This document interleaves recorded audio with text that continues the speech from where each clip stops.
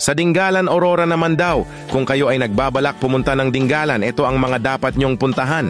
Pero bago ang lahat, bibigyan ko kayo ng shortcut para mapabilis ang biyahe nyo. From Santa Rosa, Nueva Ecija, crossing turn right. Ang landmark ay ang pamilihang bayan ng Santa Rosa.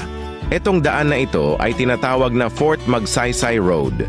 Pag dito kayo dumaan ay makakaiwas kayo sa traffic ng mga bayan. Ang labas nito ay sa Laur, Nueva Ecija na.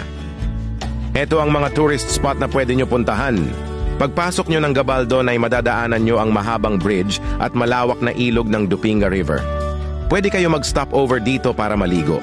Malinaw at malamig ang tubig dito, sakto sa inyo to after long ride.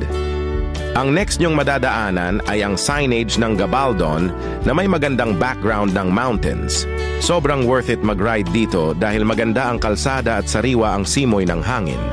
Huminto muna kami saglit sa signage ng Dingalan para mag-picture-picture. For side trip, pwede kayo dumaan sa Tanawan Falls, malapit lang ito from Dingalan signage. Para makarating sa Batanes of the East na view ay need muna magbangka ng mahigit 30 minutes for only 1,000 pesos. Need din ng guide. Makakatipid kayo kung madami kayong maghahati-hati.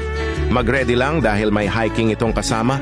Pwede nyo din daanan ng lighthouse na malapit dito for side trip. If hindi nyo trip ang magbangka, pwede kayo mag-Pacific View Deck. Same vibe din ng Batanes of the East, pero hindi ka mapapagastos. Campsite din ito na pwede mag-overnight.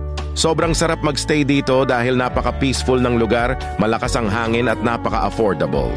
Nakaka-relax talaga ang ganitong view, hindi nakakasawang tignan. Kung ako sa inyo, isama nyo na ito sa inyong bucket list.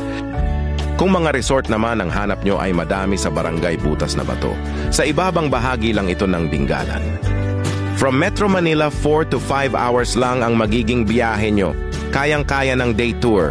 Pero mas okay kung overnight para makapagpahinga pa kayo at makapag-enjoy.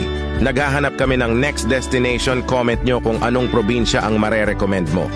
At kung ano magandang pasyalan. For other question, comment nyo lang at sasagutin ko yan. Like at i-follow mo na din ako for more video like this.